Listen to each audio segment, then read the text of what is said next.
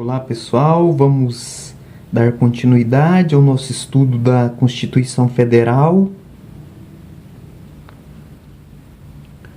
Então, capítulo 3 da Educação, Cultura e do Desporto, seção 1 da Educação. Primeiro artigo 205. A educação, direito de todos, dever do Estado e da família, será promovida e incentivada com a colaboração da sociedade, visando ao pleno desenvolvimento da pessoa, seu preparo para o exercício da cidadania e sua qualificação para o trabalho.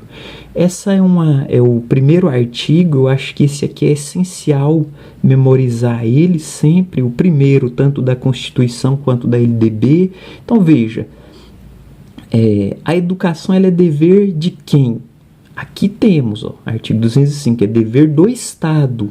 Então, primeiro, se cai uma questão de concurso perguntando de quem é o dever da educação, é dever do Estado. Às vezes a gente vê muito na televisão, reportagem, professores, pedagogos, diretores falando: quem é obrigado a dar conta da educação dos filhos é a família, é o pai e a mãe. Então aqui, de acordo com a Constituição, está dizendo que é o Estado, em primeiro lugar, depois a família, e aí a colaboração da sociedade.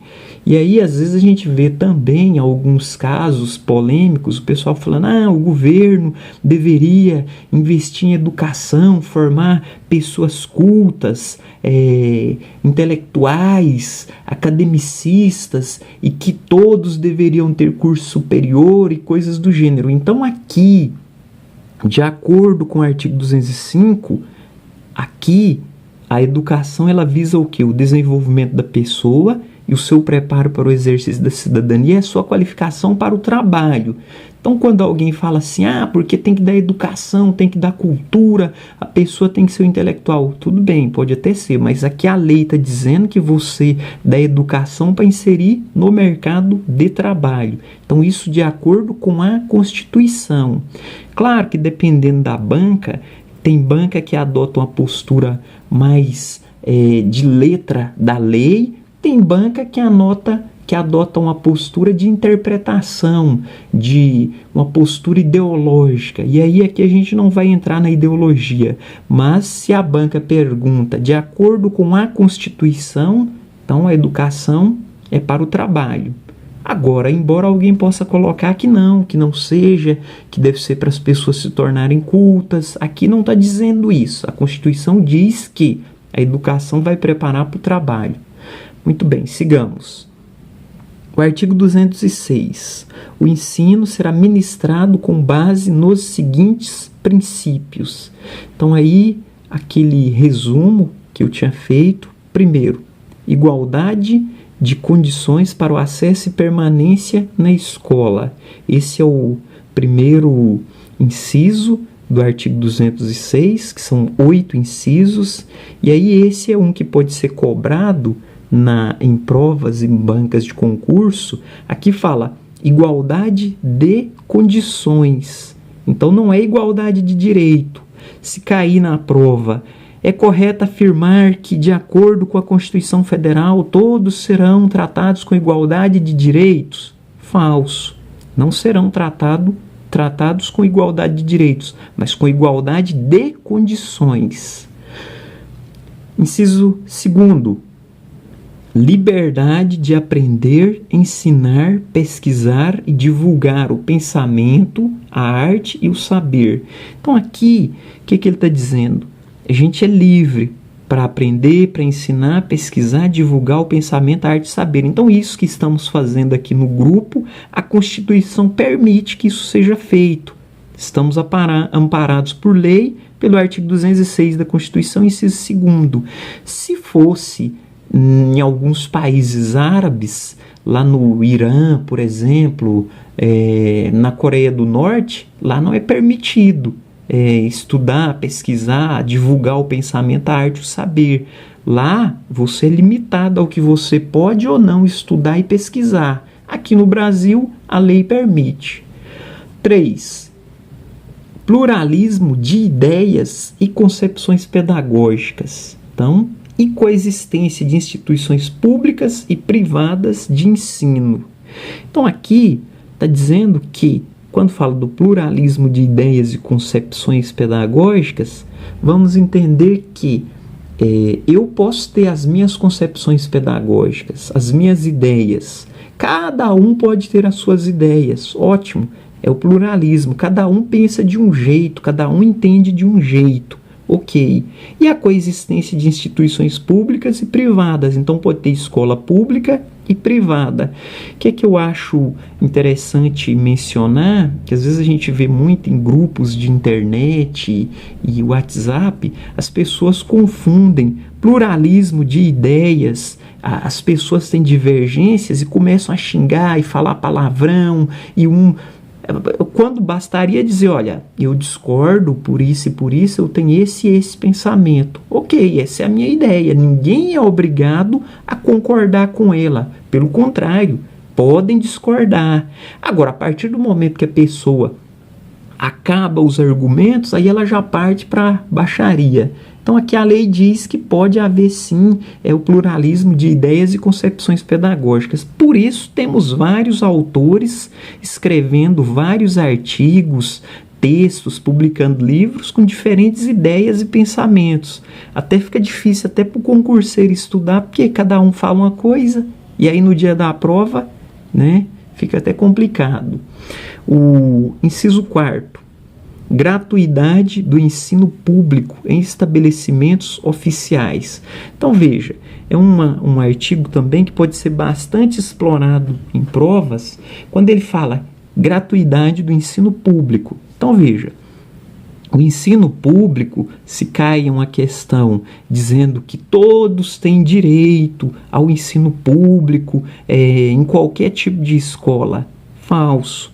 O ensino público, somente estabelecimento oficial, que é escola pública, será gratuito, porque o ensino público ele é ministrado em escola particular e é pago. Então, é um artigo importante a gente estar atento que se cair esse tipo de questão a gente conseguir resolver. Inciso 5. Valorização dos profissionais da educação escolar, garantidos na forma da lei, planos de carreira, com ingresso exclusivamente por concurso público de provas e títulos aos das redes públicas. Então aqui veja, a valorização dos profissionais da educação, aqui o que acontece? Quando se fala, depois a gente vai ver no inciso 8, o piso salarial e o acesso exclusivamente para os da rede pública. Então, se um empresário monta uma escola particular, ele não é obrigado a pagar o piso, ele paga o valor que ele quiser. E aí hoje a gente tem uma realidade, tem algumas escolas pequenas que ficam mais afastadas do centro, que está mais na periferia, contrata um pedagogo, paga R$ 1.500 para ele de salário e olhe lá, sem nenhum tipo de benefício. Então, aí ele não tem essa garantia por lei. 6. Gestão democrática do ensino público na forma da lei. Então veja, aqui todo o ensino público, seja em qualquer creche, pré-escola, escola do ensino fundamental, primeira fase, de ensino médio, universidade, faculdade, se for pública, sempre vai ter a gestão democrática. Embora a gente sabe que na prática isso não acontece. A gente sabe que na prática, nessas instituições, geralmente a direção manda, desmanda, faz e refaz conforme sua conveniência, e é uma coisa que até nem funciona muito porque o próprio corpo de trabalhadores prefere não participar das reuniões, das discussões, dos conselhos, até porque a pessoa fala, é muito demorado, é muita reunião, então eu prefiro que vocês resolvam, definam o que tem que fazer e faça para mim, fica melhor. Então aí, mas a gente sabe que na lei aqui é obrigatório ter. Inciso 7, garantia do padrão de qualidade. Então, um padrão mínimo de qualidade a gente sabe que existe, né? Pelo menos aí a conta de energia, a conta de água, o poder público tem que pagar, embora a escola tá caindo nos pedaços, tá tudo desmontando, mas ele garante pelo menos isso, né? Um teto, energia e água, e o lanche acabam garantindo o uniforme. E, por fim, o inciso 8, piso salarial profissional nacional para os profissionais da educação escolar pública, nos termos da lei. Aqui ele fala que o piso é para quem? Só para o da escola pública. Então veja, novamente aquilo que já havíamos comentado, que na escola particular o empresário, lá o proprietário, paga o valor que ele bem entender. Embora as exceções das grandes escolas privadas paguem um pouco melhor, mas com qual intenção? Selecionar os bons profissionais, os mais gabaritados. E aqui o parágrafo único, para encerrar, a lei disporá sobre categorias de trabalhadores considerados profissionais da educação básica e sobre a fixação de prazo para a elaboração ou adequação de seus planos de carreira no âmbito da União, dos estados e do Distrito Federal e dos municípios. Então, quando elaborou a Constituição em 1988, há 30 anos atrás, ainda não havia nada. Então aqui disseram, olha, depois cada estado, cada sistema, o Distrito Federal e os municípios vão elaborar o plano de carreira. A gente sabe que alguns do interior isso nem existe. Então, por hoje, para o dia de hoje, a gente termina dessa forma, e o resumo de fechamento que eu faria seria anotar, né? Então, primeiro, igualdade, liberdade, pluralismo, gratuidade, valorização, GD, PQ, que é padrão de qualidade, e piso, ok? Por hoje é só.